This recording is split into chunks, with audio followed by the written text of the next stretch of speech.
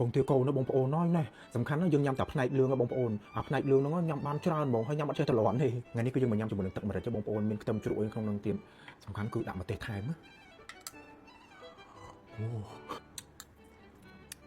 អូល្មមបើតែមានអាលឿងចេះអូខ្ញុំចូលចិត្តញ៉ាំហ្មងបងប្អូនហើយណា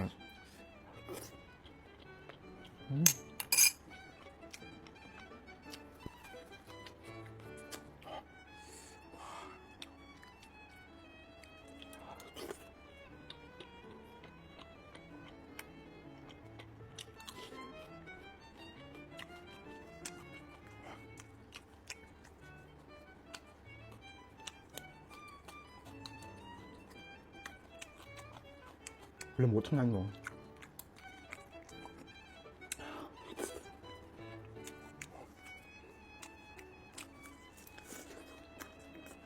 ខ្ញុំជ្រូកបងទាកូនបងប្អូនឆ្ងាញ់បំផុតគឺឆ្ងាញ់ជាមួយនឹងទឹកម្រេចឯងខុសពីទឹកម្រេចទៀតអូយដូចអត់ចាប់ជាតិគ្នាន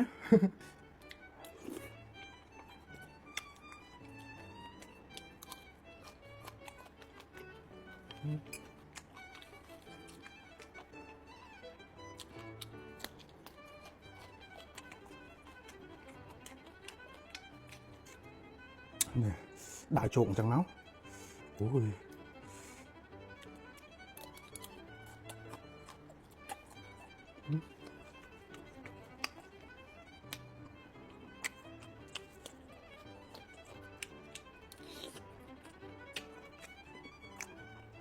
ទៅ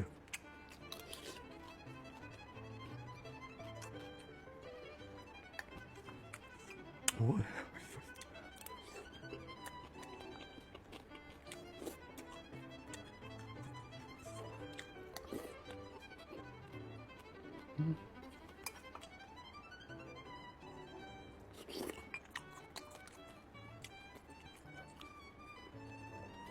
ល្មមឲ្យសំខាន់ណាស់ម្ដងគឺថាធំដាក់មួយម៉ាត់ពេញមាត់ហ្មង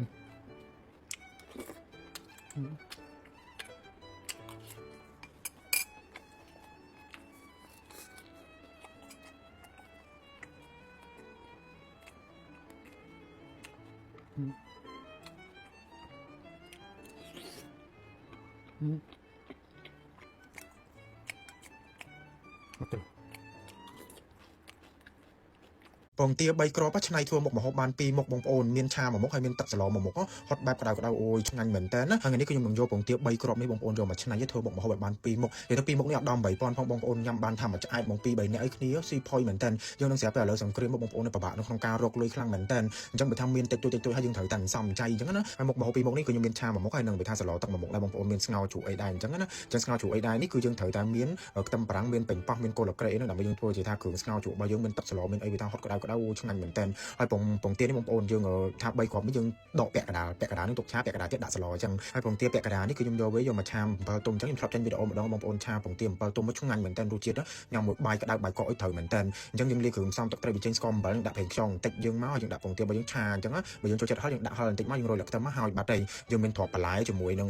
ខ្ទឹមបារាំងមកអូឈ្ងុយមែនតើហើយនេះគឺស្ងោរជ្រូករបស់យើងបងប្អូនយើងដាក់គ្រឿងប៉ុណ្ណឹងចូលមកប៊ីចេងស្ករអំបិលដដែលទៅបងប្អូនយករសជាតិមកល្មមដាក់ដុំស៊ុបបន្តិចមកទឹកត្រីបន្តិចមកហើយយើងដាក់ពេញប៉ោះឲ្យមានបន្លែថាជួយទ្រទ្រង់សុខភាពយើងឲ្យថាមានកម្លាំងរឹងមាំអញ្ចឹងបងប្អូនមុខម្ហូបនេះបើថាបានធ្វើខ្ញុំដឹងថាធានាថាមកពេញចិត្តមកហ្មងឥឡូវនេះមុខម្ហូបរបស់យើងហើយបងប្អូនផ្សាយឡើងពេញមុខពេញក្បាលលំមាស់ក្បាលមែនតើឥឡូវនេះមកមួយទឹកសិនហើយបងប្អូនហើយសក់របស់ខ្ញុំនេះគឺផងលេងពណ៌សក់ផងចង់ឆេះចង់អីអស់ហើយប៉ុន្តែតាំងពីខ្ញុំបានប្រើសាប៊ូនាងរំសាយសក់នេះមកបងប្អូនជួយសក់ខ្ញុំបានច្រើនខ្លាំងមែនទែនជួយពីថារៀងវាថាឆេះឬក៏ខូចសក់អីហ្នឹងបានមកថាមានសភាពល្អឡើងមកវិញច្រើនអញ្ចឹងបងប្អូនហើយសម្រាប់តែមានសក់វាថាលេងពណ៌សក់ឆេះសក់ឬក៏ថាជ្រុះសក់ឡើងសម្កេស្បែកក្បាយហ្នឹងបងប្អូនអាចសាកប្រើសាប៊ូ brand របស់កូនខ្មែររបស់យើងនេះនាងរំសាយសក់នេះគឺរបស់គេហ្នឹងគឺល្អពិតៗហ្មងយើងប្រើយើងគួបផ្សំជាមួយនឹងថាបតុនសក់ទៀតក្រែមបតុនសក់បងប្អូនហើយអានេះគឺថាជួយឲ្យសក់របស់យើងអាឡងទន់មានសំណើមជួយឲ្យសរសៃសក់របស់យើងមានសុខភាពល្អនិងថាមានជីវិតជីវ៉ាឡើងមកវិញអញ្ចឹងបងប្អូនប្រើពេលនេះគឺល្អមែនទែនជា brand របស់កូនខ្មែររបស់យើងនេះល្អពិតៗមកហ្មងហើយឥឡូវនេះកក់សក់ហើយយើងមកញ៉ាំបាយសិនណាបងប្អូនហើយពងទានេះបើយើងយកទៅចៀនហ្នឹងគឺជាមុខម្ហូបមួយដែលថាធម្មតាប៉ុន្តែបើយើងយកវាមកច្នៃបែបនេះគឺមិនធម្មតាបងប្អូនទាំងសោភ័ណភាពទាំងរសជាតិអីចេញមកអូយបងប្អូនឆ្ងាញ់ញាក់មកហ្មងបើថាបានតែញ៉ាំជុំគ្នាអីហ្នឹងខ្ញុំដឹងថាចាប់តែដើមគ្នាដឹងឲ្យមិនតាន់ហ្មងហើយ